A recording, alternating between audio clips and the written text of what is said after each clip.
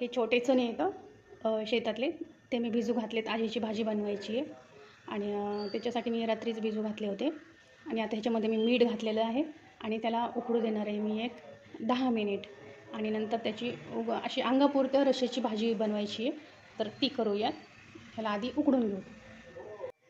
आता हे आपलं शिजवून झालेलं असणार आहे.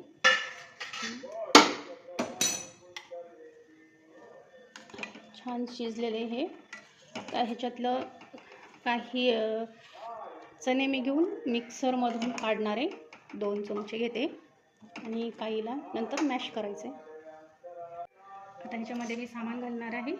थोडीशी जिरी घालणार आहे, थोडासा काळा मसाला घालणार आहे, थोडंसं लाल तिखट घालणार आहे, त्याच्यानंतर लाल चटणी पण थोडीशी घालणार आहे, हळद थोडीशी घालते आणि त्याच्यानंतर मी ह्याच्यामध्ये मीठ घालणार आहे थोडंसं आणि थोडं पाणी घालणार आहे आणि ह्याला मिक्सरमधून काढणार आहे. आता हे चणे आपले उकडून मागायला झालेले आहेत. मी आता ह्याची फोडणीची तयारी करूया.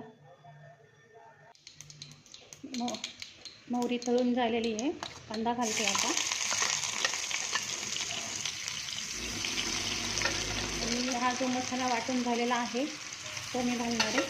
त्याच्यामध्ये मी थोडीशी चिंच आणि थोडासा गूळ घातलेला आहे, म्हणजे चव छान लागावी म्हणून.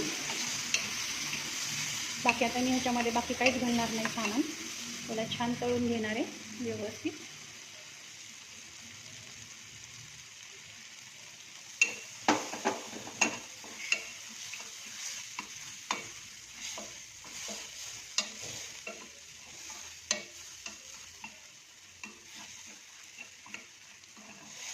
आता हे तळून झालेलं आहे व्यवस्थित. तर मी ह्याच्यामध्ये हे चणे घालते. त्याला आता छान हलवून घेऊया मस्त.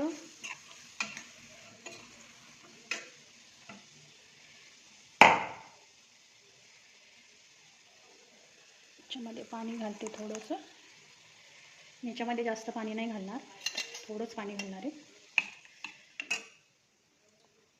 थोडे वाफवून घेतलेले आहेत मी, पण थोडे चणे निब्बरच असते आणि जरा थोडं चांगले शिजल्यानंतर खायला पण छान लागते.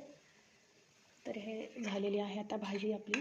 ह्याला मी आता मस्त एक 10 मिनिट तरी मंद आचेवर शिजवू देणार आहे.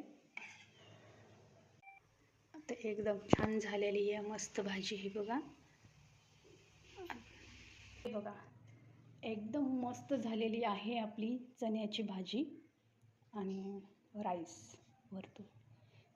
एकदम साध्या पद्धतीत आणि घरगुतीचं जे सामान आहे तेच वापरले आणि कोणताच मसाला नाही वापरलेला. जी साधी भाजी आणि फक्त काळा मसालाच वापरलेला आहे. आवडल्यास लाईक करा, शेअर करा, सबस्क्राईब करा.